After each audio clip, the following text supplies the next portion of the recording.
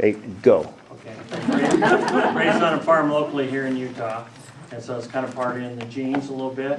But I've also done lectures for the LDS Church in their garden series, in vegetable gardening and flower gardening and in beekeeping. And so I love this. This is a topic. It isn't my profession. It's just a hobby. And but it's an enjoyable hobby, one that I love to eat, like I hope you will. Because you've heard it said before, a tomato that you grow and pick will be the worst tomato at any supermarket at any given time, right? And we call those plastic tomatoes that you get at the supermarket, just so you know.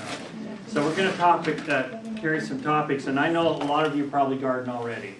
And I'm an interactive class, so if you have ideas, please share them, okay? Because that's how we all learn. And that's what accumulation of my knowledge has been learning since I was little on the farm, all the way to today. So I'm going to go through a few things. First of all, the most important thing about having a successful garden is time management and record keeping. And that may be different to you, but time management and record keeping is going to make all the success in the world for you. And the first thing I would say to you, your garden size, whether it's a container or whatever size, should be based on the amount of time you have to spend with your garden. As Brett said in one of our competitions, we took a roughneck plastic container 3x3. We learned how to super rich our soil, do drip irrigation, and I got 1,700 pounds of produce off a 3-foot square. Okay? I wasn't even close to the winners. Okay? But that was just a class assignment, and when we were all told that, I thought, you got to be kidding me. But it was a lot of fun. So it really, you get out of it what you put into it. And most failures in the garden is people start off, and I'm going to help you go through some basics so you don't make those mistakes. But the biggest one is they put too big of a garden in, they don't have the time to manage it, okay? And everybody thinks weeding is what takes the most time. Actually, statistically, studies show that if you have a decent garden, you'll spend more time harvesting your produce and processing that harvest than you will planting and weeding. So the techniques I use and what I try to teach and what have been taught to me, I have a productive garden because we eat from our garden. We preserve, we do canning, which is almost a lost art, okay? And we freeze our vegetables, we dry our vegetables, those kind of things, so we have fresh produce year-round. And that really helps not only in the flavor and the nutrient values of what you'll have compared to what you get at the supermarket, but we know what we're eating. And in today's economy and the way the foodstuffs are in the world, a lot of our vegetables and fruits aren't grown in the U.S. anymore. Okay? They're picked before their prime, graded, and they are sent to us and then put in containers to help ferment or to age, to bring it up. And you're eating something that really hasn't gone through the full process.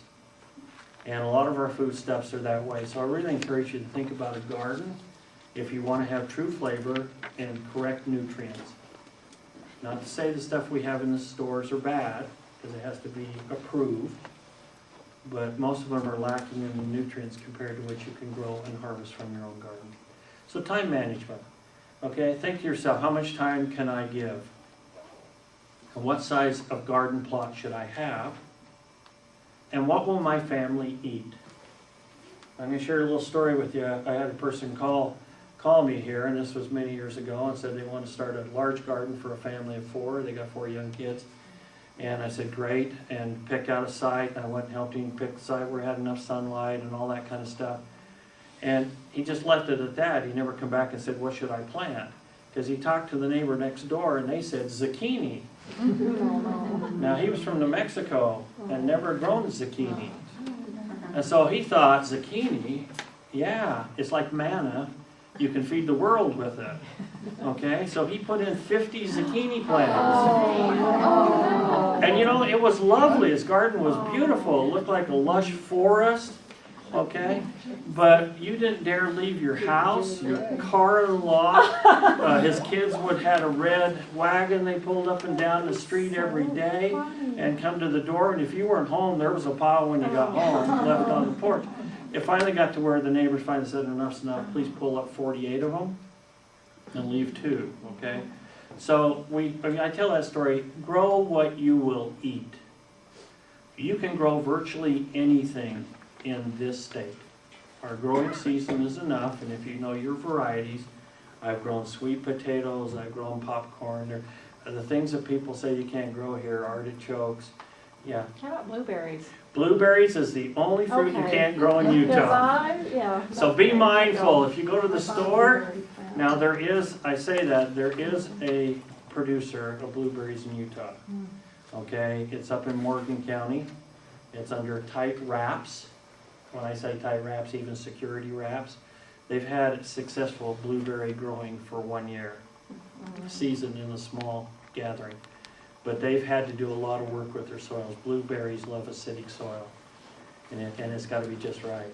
And so I'm just telling you, when you go to all the stores and you see blueberries, just if you want to give me a donation tonight, I'll take your money. And I'll go over and buy you blueberries at Costco's and bring you a package of it, because you're going to get a bigger yield that way. And it's unfortunate, and we're all waiting for varieties to be developed that you can have blueberries. But in the state of Utah, that is about the only thing we can't grow. So I tell you to substitute with either blackberries or raspberries or gooseberries. Okay, there's a variety of different types of things besides common strawberries. Okay, so time management and record keeping. I had Brett bring me his record keeping book. You know, when I say record keeping, you really ought to log your successes and your disappointments.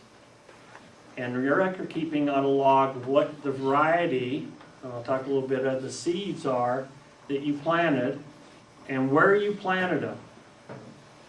I usually tell people I work with,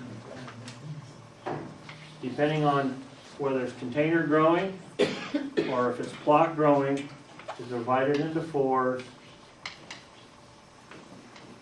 label it, and every year write down what you're going to grow in those 4 areas. Why would I do that? You have to rotate them. You got to rotate them. Why do you rotate them? Because different plants need different nutrients. They'll take different ones out of the soil. Right, and different plants leave different viruses in the soil that affect other plants. So we call that good earth husbandry. If you'll keep a journal strictly for that point.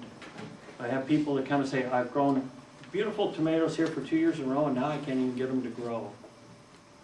Well, how long have you had tomatoes there? Well, 2 years, but I had them there 4 years earlier, and I grew them there for 6 years, and the soil was depleted for the nutrients of what tomatoes needed, plus there was enough virus, potato virus in the ground.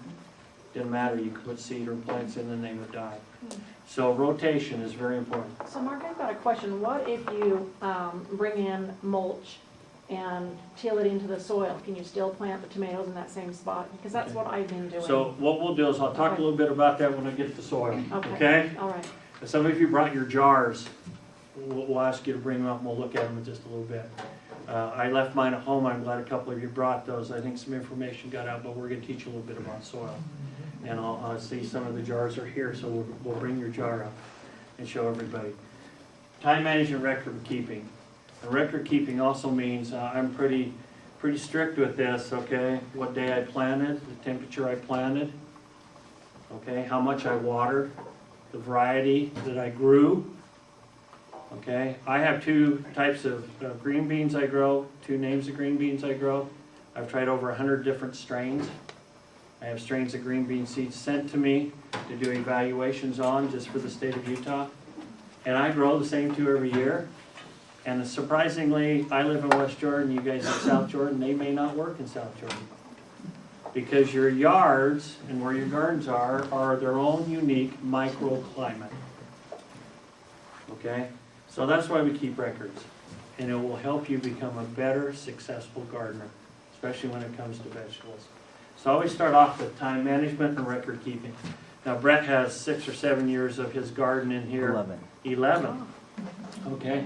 And not only has he kept some of his flowers and the different things he's bought probably from Glover's and a few other places around for his landscaping, but he's kept a record of what he's planted and his rotations of stuff.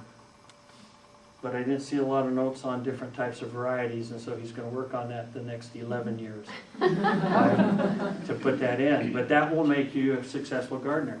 I'm down to a point now when I put in the vegetables in my family and I grow, and then it is just the certain ones every year. I do my crop rotation, my soil improvement program, and I have bumper crops. And I have people that come and look at my garden all the time and say, how do you do that? And it's not that hard. It's really not. We make gardening too difficult. Okay? So, record management and time management. Soil. You cannot do enough in Utah's soils to make it good. Okay, we have two types of soils, sand and clay. An ideal soil is called loam. Okay, and a lot of people try to make loam. That's when you add so much matter to it, some sand and some clay soil, and you put a little water to it, and we call that concrete. Okay, you've experienced that? Okay, that's how they made bricks in the olden days. But there's the right balance in how to do it. So it starts in the soil. So I'm going to talk a little bit about your soil to start with. Simple little test you can do. This doesn't pertain to container gardening because it won't work, and I'll explain why. But if you're planting into Mother Earth, in which I really encourage you to do, even if it's a small lot. And I know some of you have to have containers, and I'll talk a little bit about soil for that to help you out. Okay, but I'm going to go first with if you're planting in earth. I'd ask you to dig about a 12-inch hole in the ground. We're going to do two tests with this. And a couple of you have kind of done that, so I'll show you what we do. But after you dig your 12-inch hole, we're going to ask you to, can I borrow yours, please?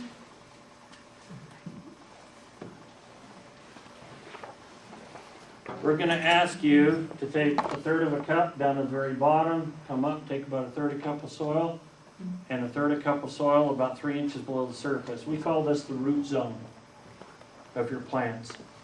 And you put it all in a little jar like this, and you fill it full of water, and you shake it all up. That's what you did. And then you let it sit for about a day. And you can see the separation here, what you have, and it's just basic science. The heavier materials will go to the bottom. So your gravel, your sand particles, what have you. Then your real topsoil, which you really don't have too much of, by the way, okay, it is really dark brown. Okay. Then you have good clay soil, by the way. Okay, great clay soil. I can tell by the watercolor. And if you look at this, and if we can pass it around, there's a good example here. You'll see the upper ½ inch, 3/4 of an inch, and then a real fine layer of white, and it fully hasn't settled. This water go clear, it'd be like a white film. That's fine clay. That's potter's clay. That works just great to make pottery. Okay. But you got to understand clay, the particles in the soil are so tight, they overlap, they suffocate. Okay, so how would you improve this? Well, I've been mulching for a long time, but it doesn't help, so I Okay. don't know. So we say mulching for a long time. I'll just tell you, my garden, I've lived there 35 years. I got a pretty good sized lawn. I've never sent a bag of lawn clippings anywhere but my garden. Every year I put close to 200 bags of leaves into my garden. And every time by spring, you walk out there and say, where'd they all go? We have great fertile soil here, even if it's on the sandy base for nutrients. But we need stuff to retain it, and our soils break it down very quickly. So all you can do is continually to add it in. But I can tell you, if you're vigilant about that, what do you add in? I say anything you can. Be careful not to add meat products. Okay, really, it turns your soil rancid.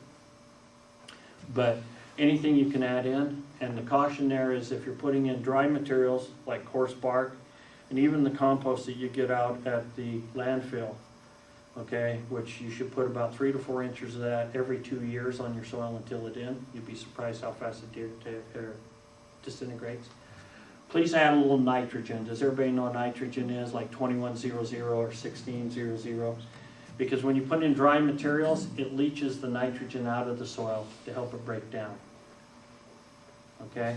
But if you do a little test like she did, I'm going to pass your soil around, you can kind of see that, you know, you got some pretty good sandy stuff right here in the middle. It's probably road base from when they filled your property in. Okay? And you don't have a lot of big rocks. And I say that, but you ought to do that so you know what the composition of your soil is. What she doesn't have, and I could see right away, and Brett can, when I did mine, about the top third of mine is all the stuff I put in, my leaves, my twigs. In fact, they'll actually float up on the top. And you need that to help your soil breathe and your roots to become anchored. Are you tilling them in? Or are You they bet, just- and I'll tell you what I do, and this is work. But if you've got that, you can look at it. Every fall, I turn my garden over with a shovel. I got a nice tiller, but I turn it over and leave it clumped up. Old-time gardeners and farmers, they did that for one reason. Helps break the clay down with the winter frost and these, and in the spring, my tiller goes through it like it's butter. Even if I put a lot of matter into it, it just makes it just perfect. So, you know, that's a little bit of work. But once again, time management. How much time do you have to work in your garden? And if it's a 3-foot or 4-foot square, you'll have a better yielding garden. Okay? I do till mine up. I try not to till too often though, because it breaks down the soil even further. What's too often? Okay? Twice a year at the most. Spring and in the fall before I put it to bed, and then I turn it over by hand. Rather than that, I use a little finger hoe to do a little weeding I have. Okay, I can weed my whole garden, which is bigger than this room, in a matter of about 5 minutes. Does doing what, you know, the process you say, does that help keep the weeds down? It will, okay? Couldn't know what he said. If the process of turning it over and letting it sit and exposing weed seed, and especially if you're using fertilizers that are natural like horse or cow, what I would say on that is we can't age those kind of things long enough, and we're all eager to put it into our soil. So if somebody's offering you anything that's free, that's good. Okay, when it comes to manures, what I'd say to you first though is take some of it, put it between 2 cloth towels or 2 paper towels. They're slightly wet, set it in a pie tin, keep it a little moist and warm, and in a week see what germinates. Because then you're going to tell how much weed seed you got in that horse manure or that you just tilled into your garden. Okay? And so be mindful of that. There's a lot of manures out there. I tried mink. I heard somebody say they fertilized their garden here so well last year nothing would grow. Yeah, mink will do that real well. You wait about 3 years later and then you get something to grow. Mink and chicken manure, very, very hot. Okay? What is it in ash? We found that areas that we had went and dumped our wood burning stove ashes in grew like 7 times bigger It's than the that. potash. It's the nutrient in your ashes from your fire. Is that a nitrogen or what is that? No, it's an actual mineral. Okay?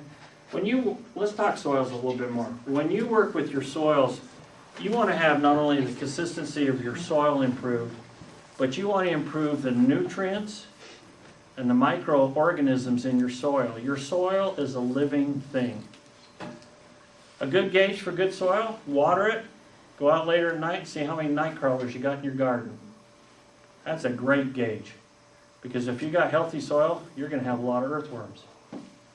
If your soil is lacking in what it needs to be for good soil, you're not going to have any worms. And that's an old trick many farmers use. In fact, there's a calculation of how many 100,000s you should have for 1,000 square feet. But I can tell you in my garden when my son was little, and my soil's just the way it needs to be, he sold night crawlers, 50 cents a dozen. He could pick 100 dozen up in an hour.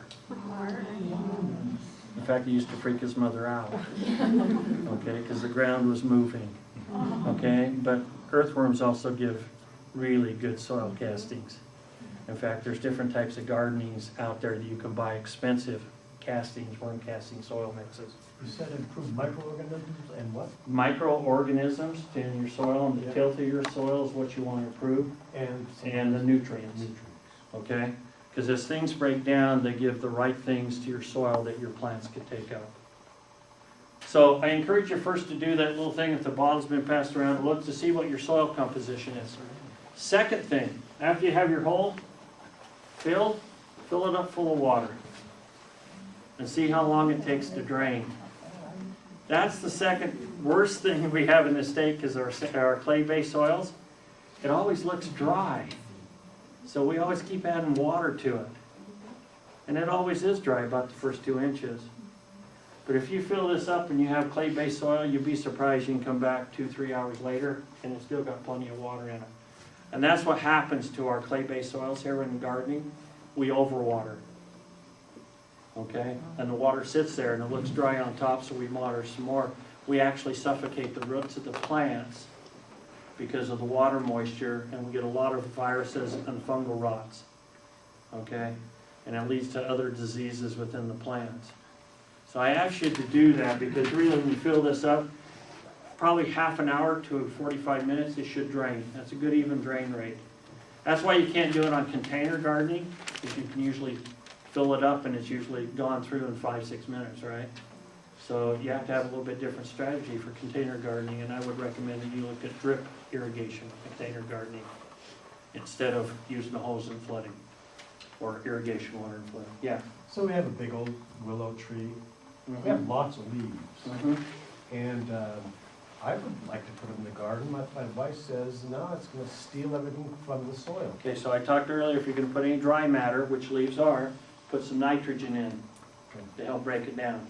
Throughout the winter. So. Whenever you put it on, when I put a lot of grass clippings, I'll throw a hand of nitrogen on top of the grass and just let it sit there. Yeah. You say you use all of your grass clippings. Do Every you do bit. that during this growing season, or how do you?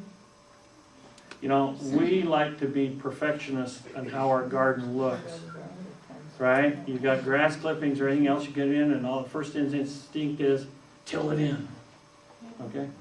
Why don't you lay it on the top, or use it for a mulch? Let the bacteria break it down. Let the bugs, the healthy bugs, break it down. The earthworms will break it down. Now you got to be careful and use some common sense. You put 3 inches of grass clippings, what happens to it? It mats, right? And it becomes thick, which shuts off the air and controls higher moisture content at the surface. So use a little common sense. Put your grass clippings down, rake it just a little bit so you can see a little dirt in it, and let it go. Most people till it in. And every time you till, you damage the soil structure and break up those microorganisms. Okay? So really, your soil is your key. And in the state of Utah, you can't do enough to your soil. Okay? So I encourage you to think about that first. Okay, I'm going to go to the next one. Before you do, could I ask a question? Mm-hmm. When I take a bag of leaves and put it on carrots I've had in the ground, Mm-hmm. in the springtime, there are a lot of worms under those bags. That's right. And yet the rest of the ground around it is frozen and no worms are there. Because the reason behind that, and I do that with my bees, by the way, I use big bags of black leaves next to my beehives. It's insulation. Leaves draw heat from the natural sun and holds it. So your worms, the ground's freezing all around, but that ground is not frozen. That's why you put it around your carrots, right? Yes. I do the same with my parsnips. Okay? That way I can dig them up in January and February. If I were to put them over a thin layer of leaves in a bag over most of my small garden, would that help with the worms? You'd retain your earthworms. Okay? Bare soil is a bad soil. We just try to teach that, but we all like to see bare soil because it means it's weed free. Right? But when you have bare soil, everything leaches out of us. So I encourage you to put it on. If you have leaves, a lot of the leaf blowers, at least mine does, has another attachment so it grinds it up. Or run your lawnmower through it so it grinds it up and puts it in the bag and shred it. It breaks down a little faster, but it doesn't compact like just leaves on top of each other. How thick? Huh? How thick are these? You know, during the summertime, I use 2 or 3 inches layers because it retains the moisture and I don't have to water as much. In the spring, you don't want to put a lot of this on your soil to start with because you want your soil to warm up so the microorganisms can start to grow and your seeds can germinate. Okay? But I've successfully put bags of leaves along one row of spinach, and I have grown spinach here in West Jordan and had fresh spinach January, February, March, and gone out and picked it. Because I just put a row of spinach in and bags of leaves alongside the road, and we get 2 foot of snow. The sun comes out, hits the bags of leaves that are black bags of leaves, melts off, waters the spinach, soil never freezes, roots can grow, and I go out and pick spinach for me and my neighbors. So there's lots of those kind of little techniques, okay? You need to learn them, and I'll talk a little bit more where you can learn some of that stuff we go. Yeah. Do all leaves break down? All leaves will break down. Oak leaves? Oak leaves, I have a lot of people have said to me, I don't like to use walnut leaves because they make the soil a little bit more acidic. I have not seen that, and I've used plenty of oak and walnut leaves. Our soil breaks it down way too fast. Now, if I probably bought in 5 tons of oak leaves or 5 tons of walnut leaves or 5 tons of grass clippings, I'd have the same problem, right? So common sense, you can't override common sense when it comes to gardening. That's why we keep records. Because your failure in this, you won't fail the same way next year.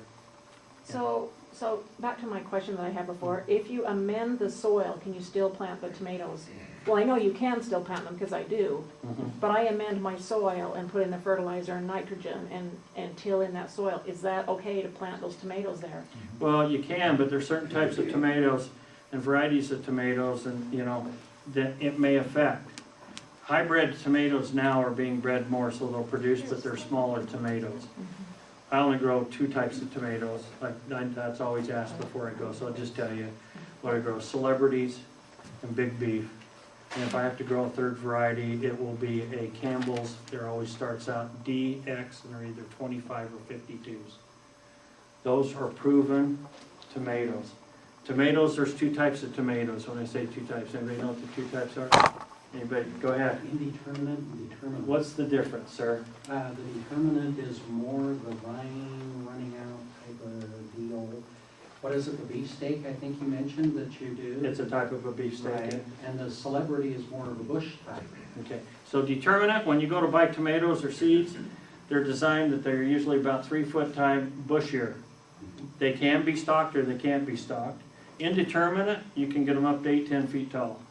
They're viney type, but what I can tell you is, once again, most of us gardeners love to see our tomatoes in those pretty little cages, so they look pretty and we what have you. If you really want tomato yields on either one, let them lay on the ground.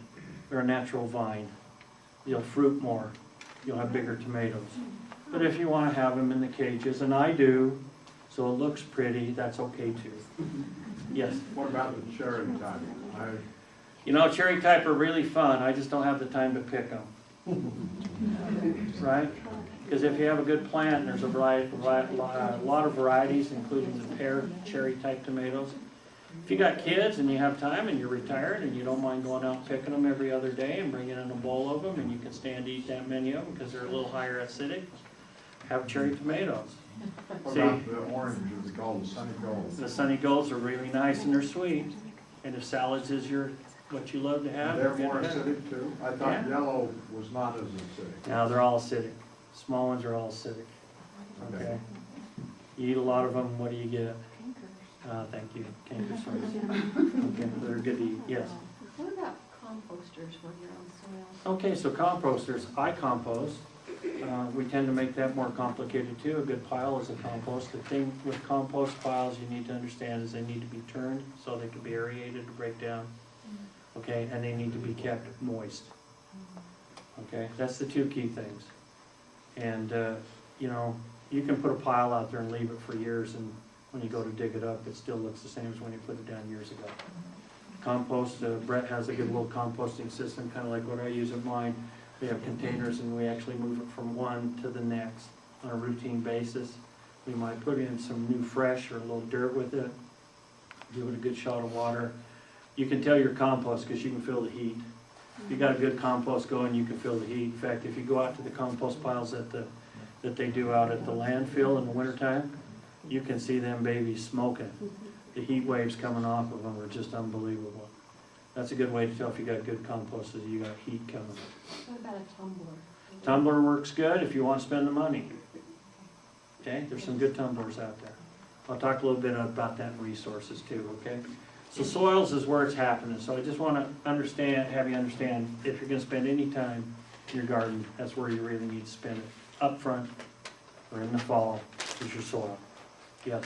Back to tomatoes real quick. Whenever I have them on the ground, bugs eat them or they rot or something whenever they're touching the ground. Okay. So where you have your garden, you use irrigation water? No, I don't actually, I use culinary. So this is gonna sound funny, I'm a naturalist and I don't use pesticides or anything, okay? Okay. A clean garden and maintained garden, you will not have those issues, Really? okay? So if you're turning your soil, you're amending your soil, keeping your soil healthy, keeping the micronutrients in your soil alive, and you keep your pests controlled, okay? Snails. Now, snails is a bad problem, Yeah, okay? it's And it probably- usually originates, we always like to blame the neighbor. It's always come from the neighbor's yard, but unfortunately, sometimes it does. There's some tricks for snails. Just be careful, you use snail bait, make sure that young people, kids, cats and dogs, they'll kill them dead in a doornail. So be careful with the commercial snail baits. I'd ask you to really, you know, may seem a little funny to you, but sink a pie tin down in the ground and fill it full of beer. They love beer. They're alcoholics. And they come, but that means you gotta go out every morning and pick them up and get rid of them. Okay, yeah. What do you think of diatomaceous? Diatomaceous earth is a great thing. It kills a lot of bugs that are not beneficial, and I love it, but it's expensive. Okay?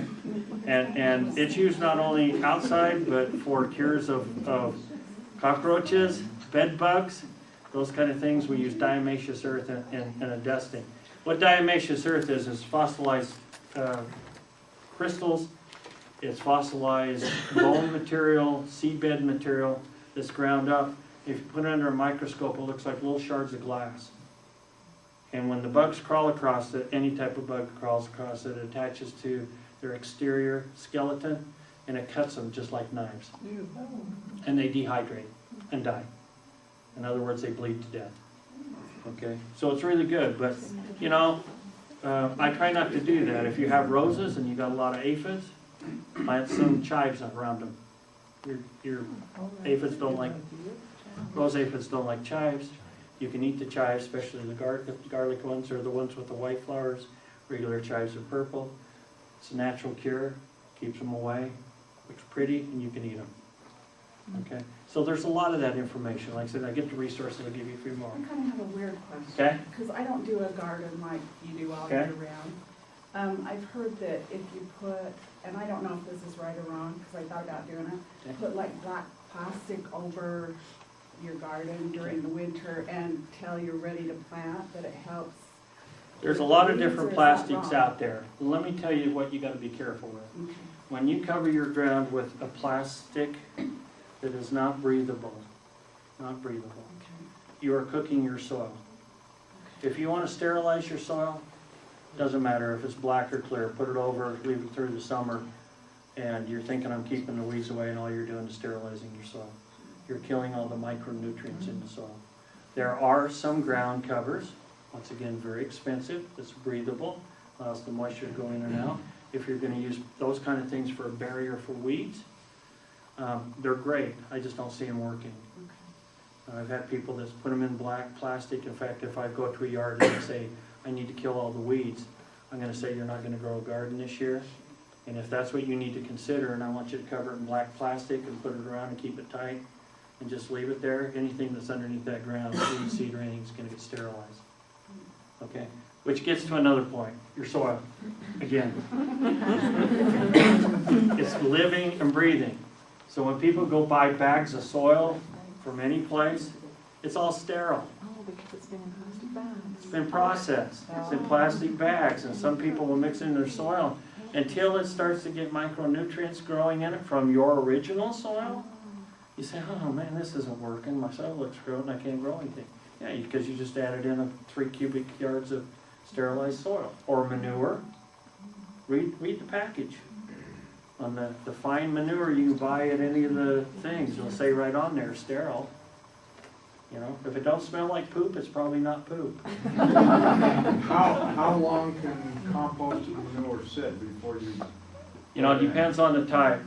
Cattle manure and goat, you can usually go about a year, year and a half. And the reason for that is those animals have 2 stomachs. And so when they digest and eat, it goes to the first large stomach, breaks down, goes to a secondary stomach. Okay, it gets broke down further before it's excreted. Okay? Horses don't, they have a single stomach. And that's why horses' manure, okay, looks a little bit more fibrous, and it has a lot more weed seed in it. Can you use it? You bet, but usually 2 to 3 years if you have a real nice pile. You can go quicker if you keep it watered, add some dirt to it, make some compost. Okay, but I would say before you put anything into your garden that's free, take a handful of it, do a simple germination test like I said to you, and see what you're going to be dealing with. Because you might be surprised when you open it up in 4 or 5 days and it's alive. Okay? All depends. Okay, so soil, very important. Seeds. Most people do not understand seeds. Okay? And so I'm going to give you some clues I'm going to pack around. I brought a couple packets of seeds. First one, this here. This is one of the beans I planted. It's called Derby. This is a bush bean. There's 2 really types of beans, pole beans and bush beans. Okay, if I had a large family and I want to pick beans all year but have to go out every day and pick them so they'd be fresh, I put in pole beans. They yield over a longer period of time. But see, I also like to get my bang for my buck because my time is important to me, so I plant bush beans. Bush beans all come up. They're a bush about 18 inches tall. They all come on for about 2 to 3 weeks and then they're over. Okay, so I have fresh beans for 2 or 3 weeks when me and my wife process our beans. So we have beans year round in a variety of different ways. So there's a lot to go, but I brought a bean seed here. This one's from Gurney's, a seed company. It's called Derby. The other one's called Contender. I've tried over 100 different type of green beans, those 2, and they're both commercial. What's fun about this one is this one has all the, Derby has all the bean set on the top of the plant. Most of your plants, they're all through the plant. You got to lift the leaves now. But Derby concentrated, it's designed to be picked by a commercial machine that picks the beans. So when I'm out picking and time is, I told you, you spend more time harvesting. It's nice to have the concentrated set of the beans at the top of the plant. Is your yield as large as just a regular bush bean, like the Blue Lake? Blue Lake, yeah, basically, my plants get about 18 inches, and my rows, the width of my rows, is about 1 foot. And I have them spaced every foot. But what you're saying though is all the beans are on top. With like a Blue Lake or something, the beans are all around. All through, yeah. Are you getting as many beans per one plant as you would a regular bush bean? Yes, and I'm going to tell you why. Yeah. The stuff I grow is commercial. That's why you don't go down to Glover's or the grocery store or most of the place to find these varieties. Because these are high yielding products. I want the best bang for the buck. If I'm going to water it, I want to, you know, I'm going to put in 6 rows of green beans, 20-foot rows, 6 of them. I'll probably get around 7 to 8 bushels of green beans, okay, over a period of the first week when they start to flower. Okay, so snapping beans is not one of my favorite things, but it's something we do. And they're an early, they grow in the cool weather. Yeah, you can get them in earlier. So you get them in earlier, and then you can get them out of the ground, and then you put something else there. Is that what you do? Correct, yes. Okay, so how many days is it till they germinate? Like 60 Well, or? that's what I'm going to talk about seeds. Okay. Good seed packet, and if you should understand what you have, has some information on here. First of all, this one here you'll see days of maturity 57. Okay, you don't usually find that on the packets of the seeds you buy at the store, by the way. So good seeds, and you will pay a little bit more, and I mail order mine, not a lot more. What you pay for is the shipping price. But they'll have lots of information. First one is maturity date. Second one that's key to any seed packet, and we don't look at that, when were the seeds packaged? Now, this one says for this year, 2013. Here's one I just picked up. This was packaged in, 2008. I think my germination rate's going to be a little bit slower on this one, right? Now, and I'll pass these around so you can look at it. Just be careful with this one, because if it spills, it's really going to be a mess. This is St. John's wort. It's actually a flower seed. There's enough seed here to plant an acre. Okay.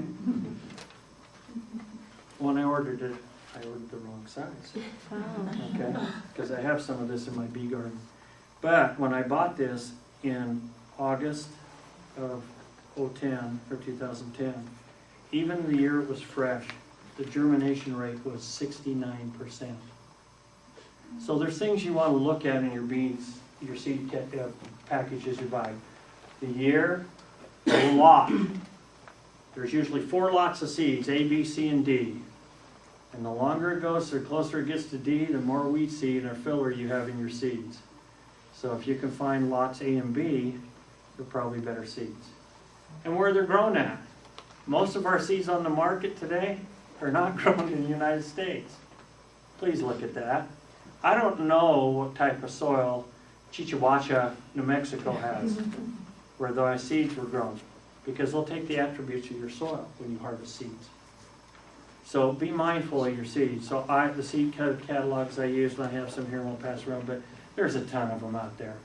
And I'll get a little bit more into that to resources towards the end here. But be mindful. But seeds is a very important thing. Look at the seed packets and get the information. And also write down the names in your journal or your record keeping. I didn't get to the varieties I grow in my garden by hack chance. I've tried hundreds of varieties. Okay? And I've recorded over the many years which ones produce consistently for me. And that's the only difference between my garden and most gardens. Yes? When you say commercial seeds, where do you get the commercial seeds? Okay, so commercial seeds, and we'll talk to see seeds, okay? Seeds is important. I'll pass these around and look at them. Just be careful, you can kind of see, but you can read the information. They even tell you how deep to plant them, germination rate. Know your seeds. In this little particular type of seed of St. John's wort, it actually has to be put on top of the ground. Do you know some of your seeds don't do well if they're planted? Especially flower seeds. Some of them have to have light germination. Some have to have total darkness germination. Okay? So understand what you're growing, whether it's vegetables or flowers and the varieties. Okay, you can just start these and you can look at them, pass them around. Mark, Yeah. do you, for instance, your beans, when you plant those, Mm-hmm. do you save some of those seeds and dry No. them out? Okay, and why is that?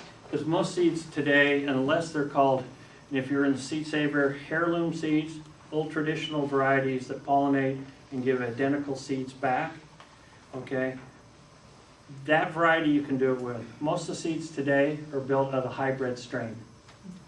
And they may not duplicate what you thought they would be, okay? And they're not open pollinated.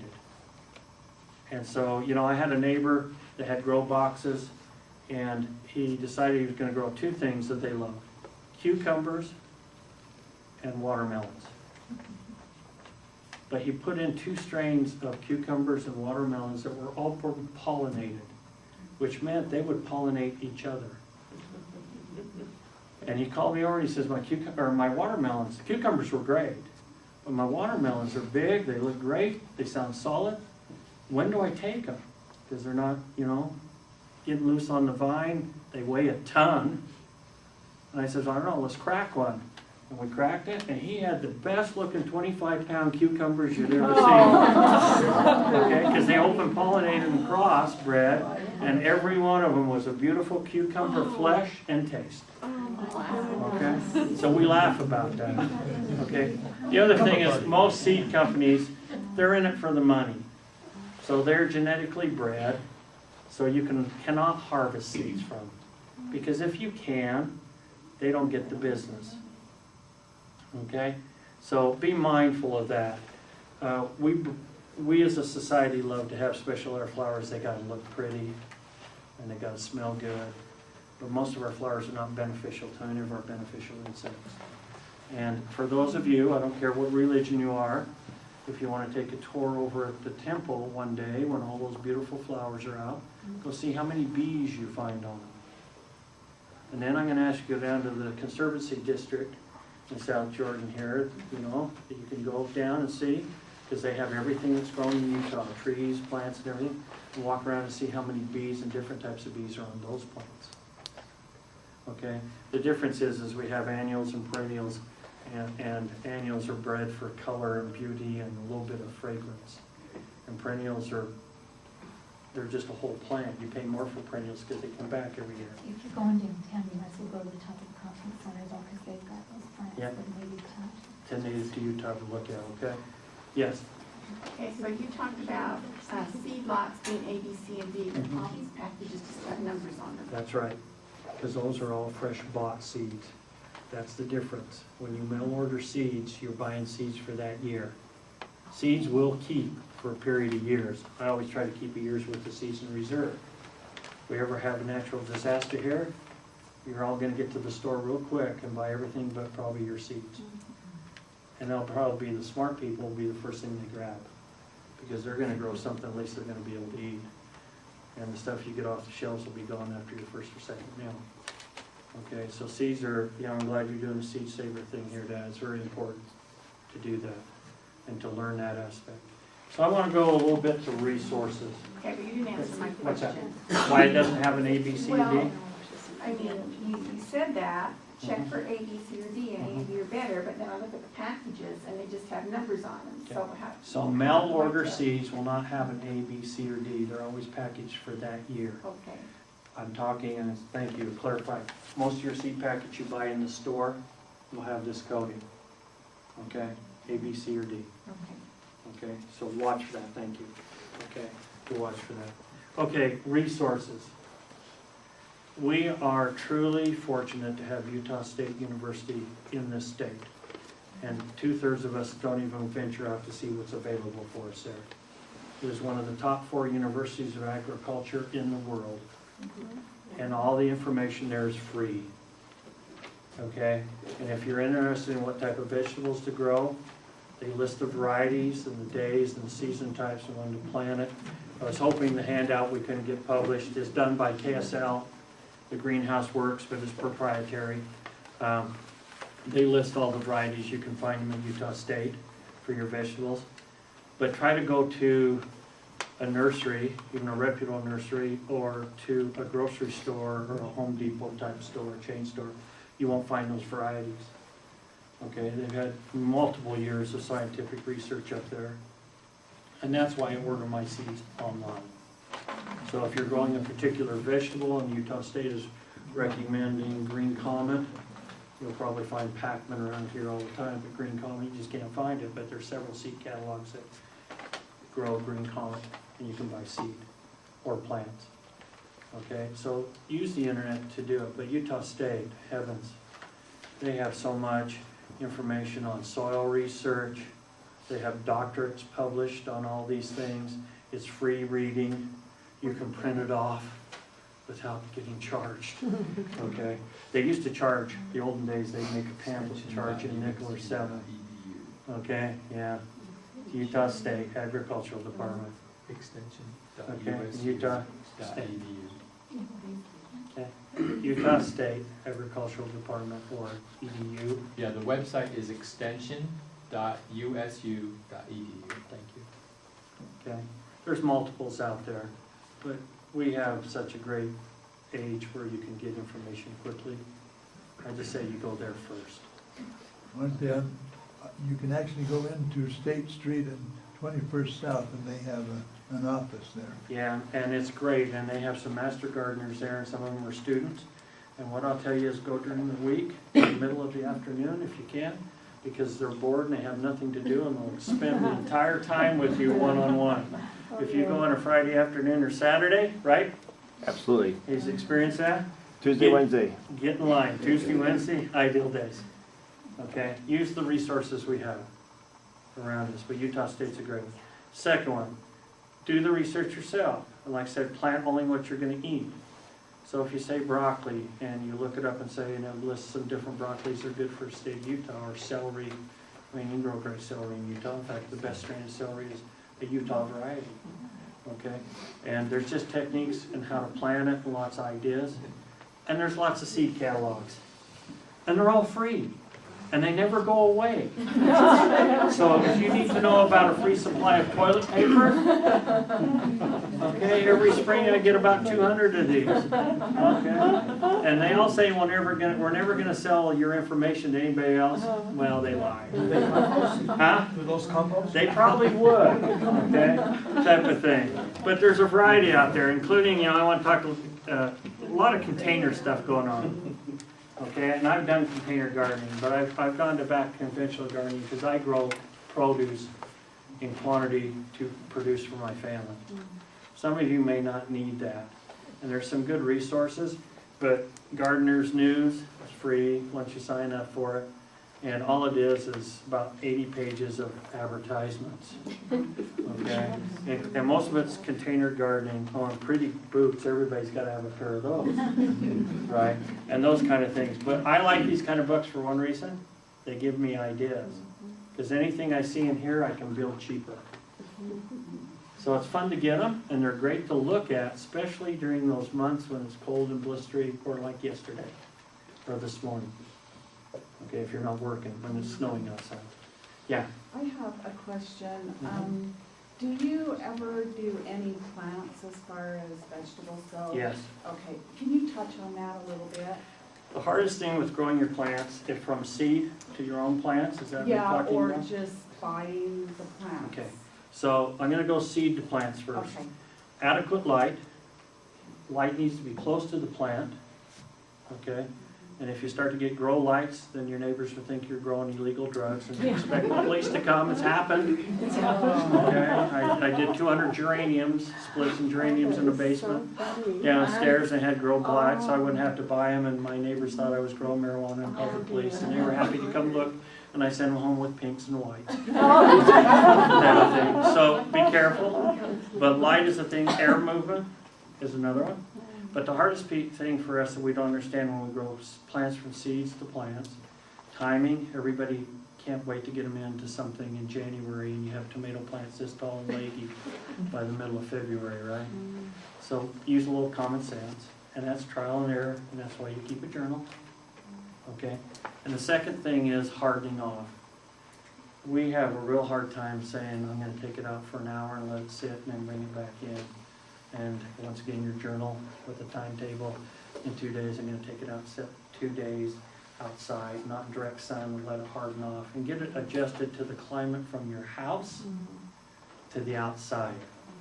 Because I guarantee the air structure in your home is totally different than the air structure outside. Okay? And you have to baby them. You have to love them. Don't send them outside until you water them.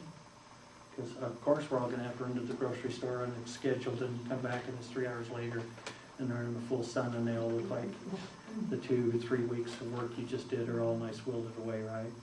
So hardening off is the key thing there. You can build some small A-frame harden off sections that have a hinge on it that's set by a thermostat. They're quite expensive. You can build so the lid will lift up and close back down. I have some friends that do that, but they're into serious gardening. Okay? And you're not. You know, I'm not. Okay, time's money for me. Plants. Find a good nursery and spend some time there. Okay, my bee garden, everything I got in there, over 65 different variety of plants for my bees are all perennial, and I do tours with that, all from Glover's. Got the greatest selection of perennial plants. Okay, but for vegetable plants, I'm from West Jordan. West Jordan was grown for produce. The main family in West Jordan was called the Kubo Farms. They're by the golf course. They still sell produce, grow produce to sell it, and what you find there for their vegetable plants is what they're growing on their farm. Okay, they're close to me. They're proven winners for them because that's how their livelihood is. And they'll grow varieties that they know and will grow for them to raise commercial produce. Get to know your nursery, okay? I stay away from the big box companies because most of the time they're not exactly what they're labeled to start with. I'll put in a good plug for Kubos because I always go there and their prices are very reasonable. They are. And if you're a good client and they know you, you even get better prices. Okay, and if you look for like tomato plants or pepper plants, they start them in what we call 1/4-inch cubes. I don't know if you've ever seen a tray of 100 tomato plants in 1/4-inch cubes. But if you go and say, do you got any 1/4-inch cubes tomato plants? That means you're going to go home and repot them for a couple weeks, 2 or 3 weeks. But I've got them as much as 2 cents a plant. And they'll sell me a whole flat of 100 if I want. Okay, so get to know those type of situations in your community. And they're a wealth of knowledge, okay? And I really encourage you to use those as a resource too. These people made their livelihood throughout throughout their life, from the Depressions on, growing vegetables. And there's a great wealth of knowledge there. But there's some good nurseries around here that if you have the time and go and spend some time with, it's a good resource. Okay. The only reason I don't like big box stores, I bought too many things off and on that just aren't what they're supposed to be. You know, I grew some hot peppers for my Spanish neighbors last year, and they were so hot they wouldn't even take them. Because I thought I was getting some kind of jalapeno, but they were habaneros. Okay, which is a high Scoville rate, and nobody wants to eat those just off the plant. And so that's the only reason I'm a little leery of that. But if you know your plants, there's money to be made in the big box companies, especially for perennials like lavender and those kind of things. As the sale season winds down, you do a little research, you can get them usually for 2 or 3 for what the original price was. Because they're going to die and they're not going to make any money off them anyway. So know your resources for that. I bought some books that I'll just pass around. These, I've used all these companies. Some of them are totally organic, okay, type of thing, and they have different things in here that are totally organic. What I would ask you to do in gardening, the last little bit for resources, a vegetable garden is not a garden worth anything if it doesn't have some flowers in it. And there are flowers you can eat, by the way. Okay? And Now, why is that? because they draw the beneficial bugs your garden needs. So Brett, we put bees, captured a swarm of bees in Brett's cherry tree last spring. I hived them for him at his house. How was your fruit and garden yield this last year, Brett? Fantastic. Okay. Double. We unfortunately have lost a lot of our beneficial pollinators. And honeybees is just one. Okay, the decline of bumblebees is way down. So I encourage you to plant plants that will encourage those kind of bees to come to your garden. I can tell you personally in my garden, before I put my bees in, I actually bought a pheromone that was mixed with water that I could spray on my plants that would attract the pollinators. Because if you're relying on wind and pollinator germination or pollination, it's just not happening. Okay, so I encourage you to do that. And like I said, there's flowers. The simple little cornflower or bachelor's button, believe it or not, they're great in salad. They really got a high nectar rate. Nasturtiums, okay, you can get them multiple colors. They have a peppery taste, and you can pick the yellow and orange flowers and that, put them in your salad. They're fantastic. Okay, even marigolds, but you can't eat them. Marigolds expel bad pests and root viruses. So have a few flowers and have your garden kind of pretty in that way. And when you do flowers in your garden, or if you do a perennial situation, do them in clumps, not a single plant. If you do in clumps, they'll be healthier and they'll attract more beneficial insects.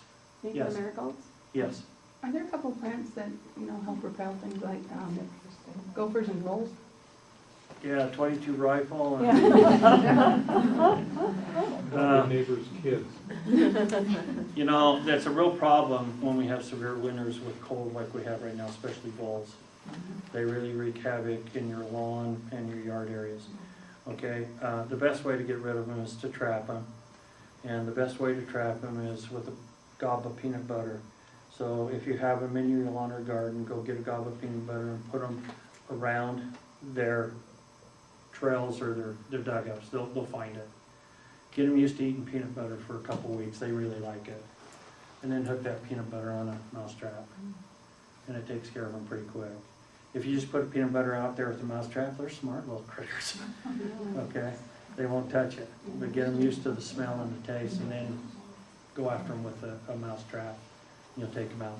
I don't like to put things that kill animals into my soil, because they're usually harmful, and a lot of them can be taken up into your plants and you eventually get them. Okay? And that's not healthy for you too. So there are certain pests that you have to exterminate. And there's just no other way to do it that's humane. Okay? And I'm not one to put a lot of poisons down where they eat it and crawl back somewhere and die. I guess that's just me. I just soon take them out with a trap. Yeah, I'm burying. We bought some solar, I guess they would go they were for gophers and those kind of animals, and it caused a vibration, and what was it called? Yeah, in the ground, sound waves in the ground. It drove them away, right? Yes. Yeah, they work. They're not cheap, No, but they work. but they were ruining my whole lawn as well as the garden Yeah. before. And you find that in all these little catalogs and online, by the way, if you do a search. Do you order ladybugs? I don't, because if you keep a healthy yard and garden and plants that attract those kind of things, they naturally come. I still see praying mantis around quite a bit, and those kind of things. Lacewings that are green, looks like a large mosquito, but they're green lacewings. They do a lot of larvae and a lot of aphids. Okay, So what if you don't have a healthy yard? then you start. Then, yeah, I was gonna say, well, what do you do for your aphids and things like that? Do you ever spray pesticides on your? I don't use pesticides. So what do you do for I had your- beautiful roses until I got tired of pruning them for my wife, so they come out after about 15 years. Roses are a lot of work. Anybody disagree with that? Okay, you can have beautiful roses. I use garlic, okay? Grow garlic underneath it or chives. And it's a Ladybugs natural. are helpful, you can get ladybugs at some of the garden centers. Be But they mindful of tend to migrate ladybugs. to- Have you ever seen the larva of a ladybug? They're yellow and black, and they look like a little tiny small lizard type of thing.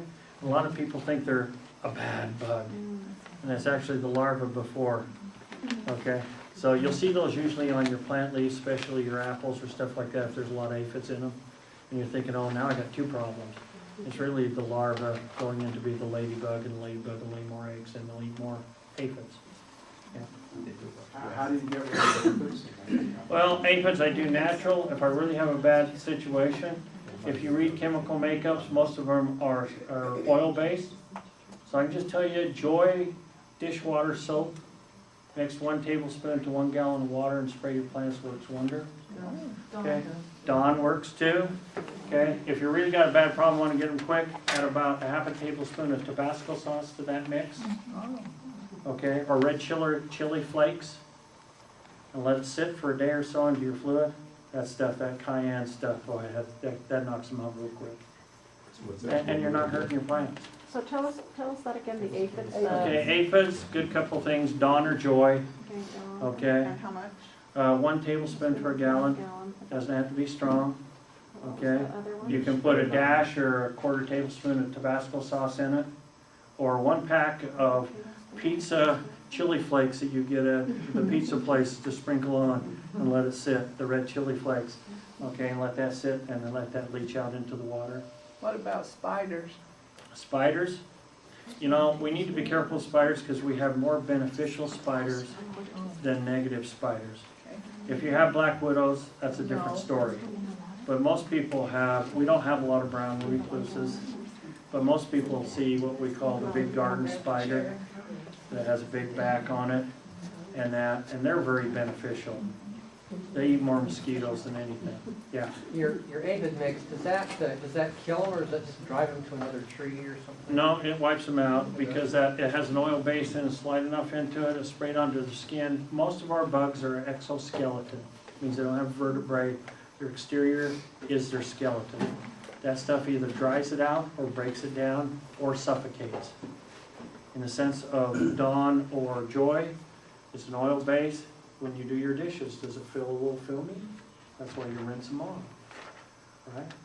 Those kind of things, it attaches to their skin and actually suffocates them because they breathe through their exoskeleton. So what do you do for your apple trees, the bugs and all of that? Well, I have an apple tree that I grafted. It has 5 different apples on it. I don't do anything. Cool. I'm Okay? gonna do something to mine, so I was I at Home thin them Depot properly. today. I was at Okay? Home Depot and I used they told me the Bear, The bear. the BAYER brand. They said it's more of an organic brand and it's the Okay. dormant oil. So, What do you think? okay, what I'd say on that, and like I said, there's plenty of books out there, there's stuff on the internet. There are some synthetics you can use that are natural free. You put them on a severe and hang them at the apples and they attract the moth, okay, before it lays the egg. Okay, there's recipes out there of banana skins, apples, a few other mixtures, put it in a milk jug, it works just great. Okay, so do the research on that, and it's organic. There's a lot of recipes out there, right? Just look on the internet, and they work. Pinterest is great. Huh? Pinterest is great. Okay. So just look at those kind of things and use them. If you have a deer problem, spring Irish soap and a women's nylon tied to a branch works wonders. Yeah, it's the smell. I can't stand the smell. Okay. So, Irish spring soap and women's nylon tied to a branch. If you have a deer problem, keep them away. Just And your kids can wash before they come in. yeah. You can do that. There is a lot of research. There's books out there that's called companion planting. There's one that's very famous, carrots like tomatoes. There's plants you can plant next to each other. The one will repel their natural enemy, and two, actually enhance the growth of the plant. You can look at all this on the internet. There's plenty of them. That's why I like to talk resources. Okay? Next question. What about squash beetles? Squash beetles. There is nothing to take care of squash beetles but picking them, unfortunately. And what I'd ask you to do is go out early. As you start to see blossoms, that's when you start looking for squash beetles. And turn the leaves upside down, because you'll find the egg clusters on the leaves first. That's the best time to get them, because you can just tear a section of the leaf out and it won't hurt the leaf and the plant will be fine. But if it gets to the point, they go from there to the nymphal sage. They're small, they're green. Okay, some joy soap, this soap type thing I said, we'll take those out because they're still soft bodied. Once they get to be an adult, unfortunately, early morning is the best time to go pick them up. Go out, be diligent. You're going to find some. There's no two ways about it. Pick them up, kill them, okay, and just be diligent. There's a time when they come. They have a breeding cycle. So you have to stay diligent for about 2 to 3 weeks after you find them, and then you notice they're gone. And by that time, the damage really starts to happen with the squash bug. I put diatomaceous earth around the root of my squash plants. Yeah. That seems to help more than It will, because once again, they're an exoskeleton, and they'll crawl across that, and it cuts them up. Okay? That's another aspect of it. Diatomaceous earth. Okay? So resources. We have a great group of them here, especially with Utah State. Okay, and I encourage you to look at there and go on. If you got the internet at home, there's no question you can ask. It won't lead you to a site. Okay? And once again, I go back to number 1, time management and your logs. If you write that down, because not everything works the way it's supposed to, right? And so you only have to do something once wrong, and hopefully if you ever wrote it down, and in the wintertime you're re-looking at and planning your garden for next spring, you'll find that information and not make the same mistake. Yes? Okay, when you started talking about soil, you said that was for earth, not pertaining to containers. Did you ever go into the container? Now I will. Container soil, whole different. Brett's asked me to do that at the very last. You know, the biggest thing with container soil is, what are you going to grow in it, vegetable-wise? Because you got to know what you're going to have and what the root zone is first to tell you what size of container you need. Okay, so if you have something that has a long root, okay, zone in it, and you put it in a 4-inch container, it will never mature and grow properly. So first of all, understand the vegetables you're going to plant. Do study on those vegetables for the root zone, and that will help you determine what size of container in depth you need. Second, soil is important. It's got to be good, rich soil. It has to be able to keep water retention in it. That's why I say instead of just using the garden hose, put drip, so it percolates through the soil slower. If you use a garden hose, you put it on, lots of water, seconds later strained out the bottom, and drainage is a key thing. It has to have some decent drainage. Build your own soils. I had some lady come and talk to me about that, couldn't stay at class. You heard me say, bought soils in bags are sterile. It's okay to mix up your soils, but please use at least 1/3 of it natural soil from your ground, because it's live. It may be a little dormant, okay, but it's got more live organisms and microorganisms in it when you mix it with potting soils, and you'll do better. The second thing is know your varieties. Again, There are varieties bred strictly for container growing. Little Thumbelina carrots, anybody grown them? They look like a golf ball that's orange. They're perfectly round. Okay, you can grow them in a 3-inch container. They look like a large pregnant radish. But they're a carrot, and they're crisp and they're sweet. Okay, so there's varieties for that. Cucumbers are a good one to grow in containers. But they actually, you'll see things like patio. Patio's a big name. Patio cucumbers, patio cantaloupes, patio watermelon. They're a hybrid type that's designed to be grown in a container. Okay? So there's plenty of sites and that has to do with container growing. I've done square foot gardening at least once. That's more work. It's more work for me. Okay? And so, but for some of you it's not. So understand the size of container, mix your own soil. And it should be 1/3 of your own soil, 1/3 of some type of a potted mixed soil that can be used indoor or outdoor, and then 1/3 of some type of a compost. Okay? And do not use straight peat moss, because it'll suck everything out of the ground. Peat moss will hold the water, but it sucks all the nutrients out. In the days in our class, we actually mix it up in a cement mixer. Okay? And the other thing with container growing is you have to have a good fertilization program. Container water goes through quickly. Okay, your roots only get a chance to absorb a lot of the nutrients that's in the soil as it passes through, because it's not retained by a larger body of soil. And so you have to have a good commercial fertilizer. Miracle Grow works great. How about Osmocote? Works great. That holds water in more though, and it breaks down. Osmocote's great. Yes. Okay, so we were looking at some containers, some grow boxes that had a reservoir for On the water bottom? in the bottom. How was that? You know, I've tried some of those. They work real great for house plants, but I've never been able to do well with vegetables. Because your fiber roots from your vegetables will finally get in there, and now it's got standing water. And they pick up that standing water, and they can't breathe. Okay, so I was gonna say, if you're gonna do container gardens, make it has drainage, but I prefer to set it just on natural ground or on a piece of your sidewalk, so it can drain off and go onto your lawn. Okay, type of thing. I've been a little leery with those. I haven't seen much success. But for house plants, that's what they're designed for. Well, I'm talking about for vegetables. But for vegetables, okay? Yes. I don't know if I'm saying right, vermiculite or something? Vermiculite, yes. Do you recommend something like Yeah, that? you know, if you got really, hard pan clay soil that's like concrete, vermiculite is a good thing. Well, not only will it, and gypsum's another one, it'll help break the clay down, but it'll stay a porous soil that'll hold the water moisture into it and soften the soil up. And you can do that, but vermiculite and gypsum is rather expensive to do yours on a larger scale. And they don't add a lot of nutrients into the soil, okay? They're like what we call placeholders. Your soil has to have pockets where the roots can grow. That's why it's important you don't take all the rocks out. It can help it anchor and help it breathe, okay? That's just the opposite for soil. If this was all sand, and I told you to put your hose there, I have a friend in Draper, we did this, put the hose there, it never filled up. We ran it for hours. It never filled up.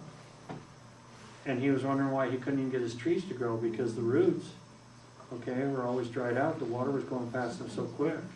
So for him to get plants and trees, he actually has to excavate the area out, bring in some soil to get the roots established, and then let the roots go after the water. Know your soil. But container gardening, mix your soil. Just be careful you don't make it too hot. Okay? And that's the biggest thing. I heard somebody say, oh, we use so much fertilizer and nothing would grow for a year, not even the weeds. Yeah, you can do that for your soil. You can super enrich it enough that it gets so hot to break it down that nothing will grow, including weeds. It'll be pretty good next year. Okay? Yes? Any other questions? Yes? Okay, frost time and so forth, I've understood that when we typically plant in this area, about May 10th on is usually the normal. Depends, and I'm going to answer this two ways. There are standard times you can look up on the internet to see what our general frost times are. That doesn't work at my house. Okay? Every house is a microclimate, okay? And depending where you have your garden. Once again, the journal, and keep some records, okay? Well, with the change in weather too, and all the rain that we had a couple of We weeks. usually have a break the 1st of March, which we did for a week and a half. We're warmed up. We just went through that cycle. I hope you all got your peas, spinach, beets, and carrots in. Because if you did, you're gonna have a great crop this year. Okay, that comes from your journals too. There's a lot of things to look at, okay? I like to look at the lilacs. You know, lilacs won't bloom if they're gonna be frosted. Okay, How it's about been your used forsythia? around way before science. Okay, especially the double ones. Okay, they won't open up and bloom if there's gonna be a frost. They seem to always come about a week after the last frost, and they'll start to bud and open up. Yeah. I always heard that the Yakubos said you didn't plant until the snow was off the ochre. Is that correct? Absolutely. In fact, my grandfather, if you look at the second hill before you go up to Parley's, it's the knobby one. We would not plant anything on our farm until the snow was off that one. It's an elevation thing. When the warm air was warm enough at that elevation, it would not freeze down at this elevation. There's a lot of things to look for, and there's a lot of myths out there too, so be careful. But the most important thing is your records. And you'll see the generalities of what the dates are, and they're pretty close. Okay? Okay, I'm gonna go back to tomatoes for one thing. Most of our tomatoes we plant always get in blossom end rot.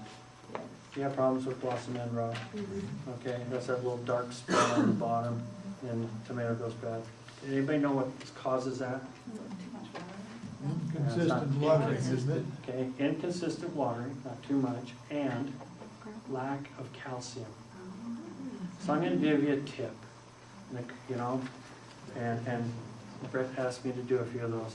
I save up my egg shells from my eggs that we eat all through the winter and the fall, okay? And put them in a container, let them dry. Crushed eggshells, by the way, works really good like diatomaceous earth. Okay, you can put that around your plant on the top. I'll cut them open pretty good too. But eggshells are almost straight in the calcium, and they break down slower. And so people come to look at my tomatoes, and I really do have nice tomatoes. First thing I do is I dig a hole, and I throw one handful of eggshells in the bottom of it. And I put a handful of dirt on top of it, and then I plant my plants. So And when you buy your plants, huh? So you plant underneath of the roots? Underneath the roots. Oh. Okay, and if you're gonna buy tomato plants, everybody likes to buy them already flowering. I can tell you, if you buy any vegetable plants that have flowers on them, you're just throwing your money away. And the same with flowers. Everybody wants instant color. If you want beautiful petunias, I don't care where you buy them, don't buy them with the flower on them. Because it's already spent all that energy in its root system to produce the flower. And when you put them in, they go into instant shock. So reach underneath to the tray that doesn't have the flowers on it yet, and pick those nice little green plants. They'll have flowers in a week, and they'll be healthier. But absolutely for vegetables, okay? Do not buy flowering vegetables of any type. They'll go, you'll lose 90% of them. They go into shock, okay? If you're gonna buy tomato plants, this can sound funny, but I like lady tomato plants. Why do I like lady tomato plants? Leggy? Lady, they're tall and lanky. 3/4 of the plant. Huh? Plant 3/4 of the plant. There you go, this man's grown tomatoes before. You can plant that whole stalk underneath the ground and just leave the tops up about 2 inches. And all that whole stalk will root immensely, along with the root base on the bottom, and your plants are starting off very healthy. Yes, Brad? Do you plant them deep, or do you lay them out horizontally? Either way. You can do either way. I prefer to go horizontal, because natural plants, the root depth's only about 8 to 10 inches. If I dig them down a foot, they usually get rot on the bottom. You come down, make a trench, bend them, don't break them, spread them out, cover them with dirt. You'll have nice Clip healthy off the stalks. leaves? Huh? Clip off the leaves? Oh, if you want to do it, doesn't matter to me. Okay. I don't see the leaves once I have them buried. Okay, so you understand what I'm saying? If you've got a late tomato plant, you can either plant it deep and leave the top, and this whole stem will root, or you can dig a channel, bend them, Your root end will be here, the stalk will be here, and the green part will be just above the ground, 3 or 4 inches. And plant that, keep it watered, and this whole thing will root big time. And anchor your plants, and your plants will really take off and grow and be a lot healthier. Yes?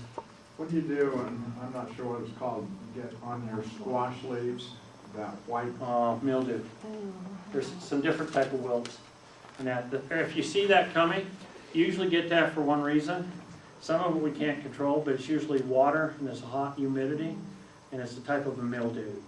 If you start to see it, the easiest thing to do is go out and hurry and pick the leaf off, because it will spread like a fungus.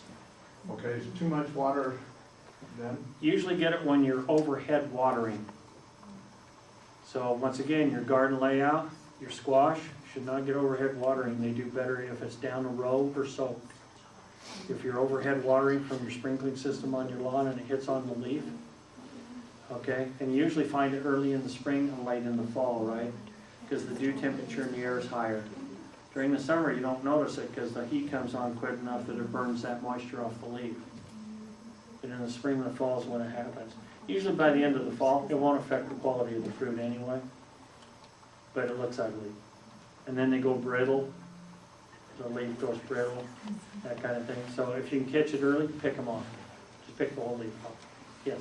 What vegetables would you recommend that may be hit with inadvertent sprinkling? Well, vegetables that you can use if you have a sprinkling system. I don't know what plants your family like to eat, but things like beets and carrots, Swiss chard, spinach,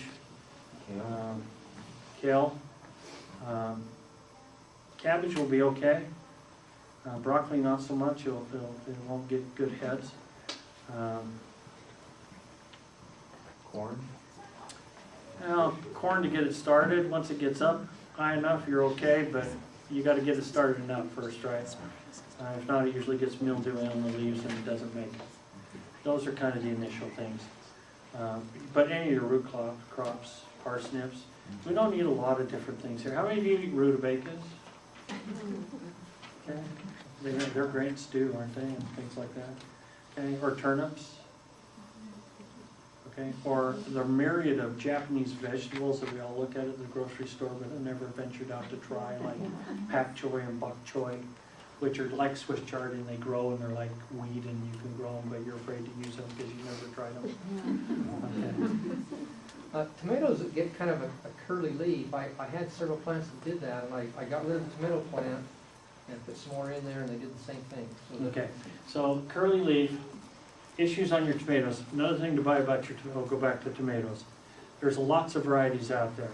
If you look at the end of the variety, if you go to a reputable place, you'll usually find the name or the number of the tomato, and it'll have letters like F, V, N, S at the end of it. Each one of those stands for something that means resistant to, okay? And so there are more and more varieties that are hybrids that are vigorous compared to the old varieties.